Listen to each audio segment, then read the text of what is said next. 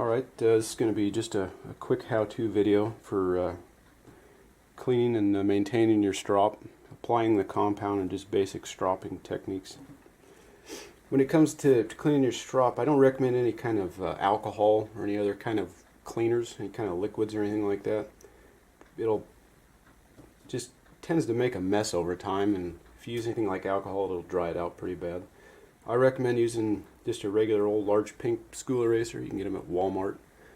I buy these at a 6-pack for $1 at the Dollar Tree. They work just fine. So basically all you do is just scrub lengthwise until you get all the compound and debris off. This one's not very dirty, but just for demonstrative purpose, I'm going to clean this one. Just medium pressure is really all you need. Just scrub back and forth. You'll notice it kind of balls up. Just kind of brush it off, and that's basically all there is to it. Most of my strops I use between 8 and 10 ounce leather, so I mean you can do this dozens and dozens of times, hundreds of times probably. And the strop will last a lot longer if you just use an eraser to clean it.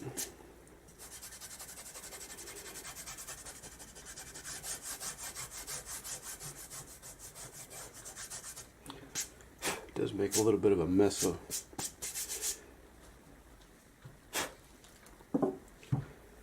Okay, this side I had the white aluminum oxide compound, so I'm going to go ahead and reapply some of that. Now there's different types of compounds that you can get. Stuff I use is a tallow-based compound. A lot of the other common ones, or a couple of the other common ones, are wax-based and grease-based. I don't really like those because they apply easier, but they load up faster, and I don't think they work quite as well. So I use the tallow-based types of compounds to apply. You don't want or you don't really need a real heavy coating on there. Just a nice light coating. As soon as you start seeing the color appear on the leather, that's basically all you need. The stuff is fairly aggressive.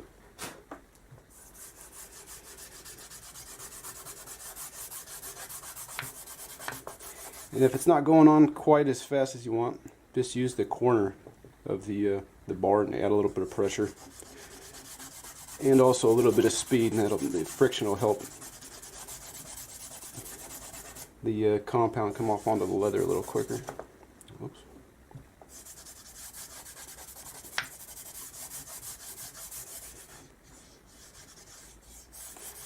And that's basically all there is to it.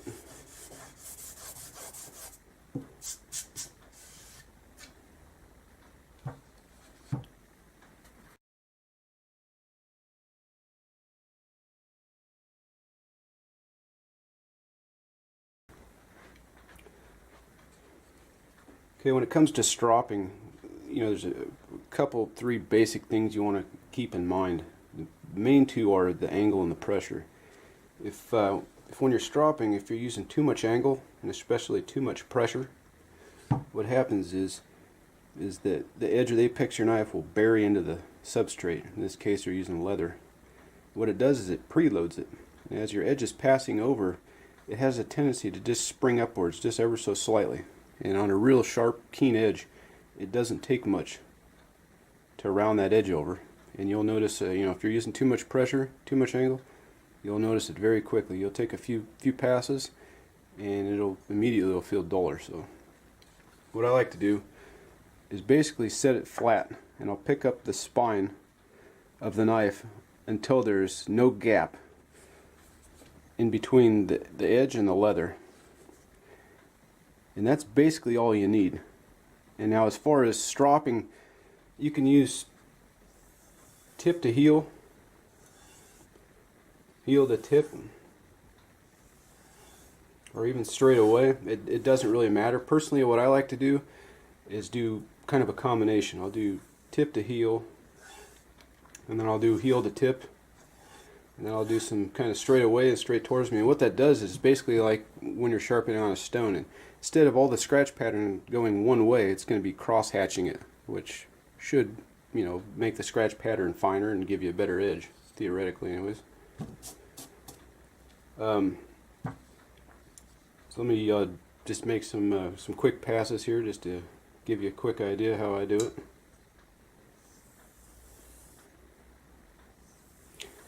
As far as the weight, I generally try and keep it around 10 or 12 ounces or less, and that's basically if you take a medium-sized knife, small kitchen and medium-sized kitchen knife, or one of your EDC pocket knives, in your hand, and you put it on top of the strop. That's basically the amount of weight that you want to use, or less. You know, any more than that, I've found over the years of stropping that it generally tends to round the edge. So just depending on what you're using.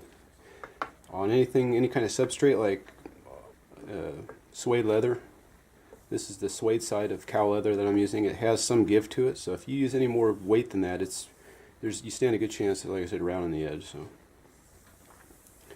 if you get into something like horse hide or horse butt, kangaroo and stuff like that, you know, the smooth side, you can get away with using some more pressure on that. It just doesn't have as much give to it. So.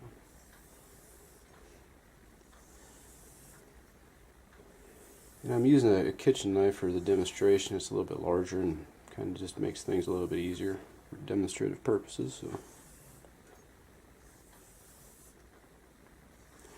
Now when you're stropping, if you start out with an edge that's nice and sharp and you take some passes and it feels like it's duller, you know, reduce the angle, reduce the pressure, and try it again, and the results, you know, you should see some improvement.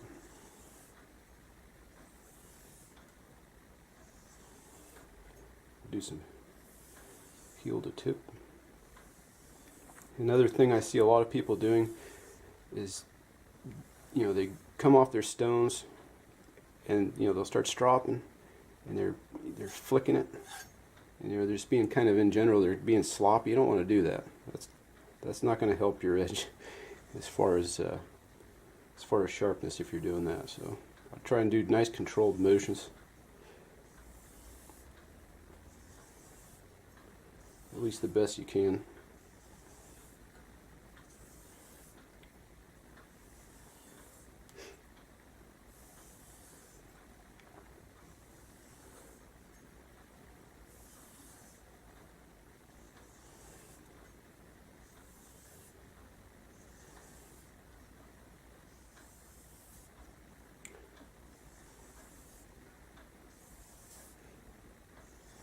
In general, I strop a lot of knives, and I normally don't coat this more than every other week. So if you're just kind of using it for, you know, your EDC knives or kitchen knives here and there, I mean, it should last. One bar of compound should last you probably a year or two. I mean, it goes a long way. So.